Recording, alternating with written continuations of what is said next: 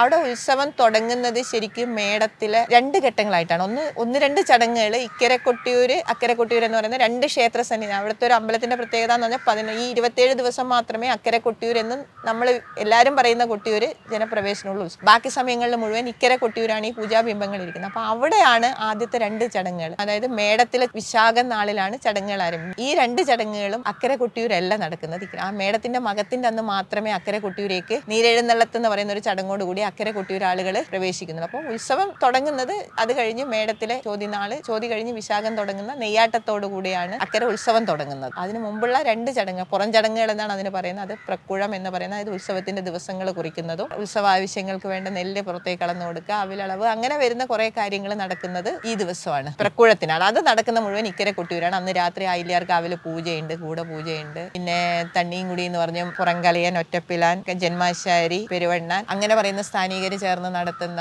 തണ്ണിയും എന്ന് പറഞ്ഞൊരു സ്ഥലം. ഇക്കരെ കൊട്ടിയൂരിൽ നിന്ന് അവര് മരവാഴയിലയില് ഇളനീര്, പഴം, തേങ്ങ, വെല്ലമൊക്കെ കൂടെ അക്കരെ ക്ഷേത്രത്തിലേക്ക് പോലും അവിടെ മന്തഞ്ചേരി എന്നുള്ള സ്ഥലത്ത് പോയിട്ട് അവിടെയുള്ള ഒരു സ്ഥലത്ത് വെച്ച് ഈ തണ്ണിയും ചടങ്ങ് നടത്തുന്നത്. കഴിഞ്ഞ് അവർ തിരിച്ചു വരും. പിന്നെയാണ് ഈ ആയില്യാർക്കാവില് കുത്തൂട്ടിൽ അടിയന്തര യോഗം കൂടിയ ഉത്സവ ദിവസങ്ങൾ തീരുമാനിക്കുകയും നെല്ലളവ് നടത്തുക, അങ്ങനെ വരുന്ന കുറെ പുറം ചടങ്ങുകൾ. ശരിക്കും അക്കരെ പ്രവേശനം തുടങ്ങുന്നത് നെയ്യാട്ടത്തിന്റെ അന്ന് മുതലാണ്.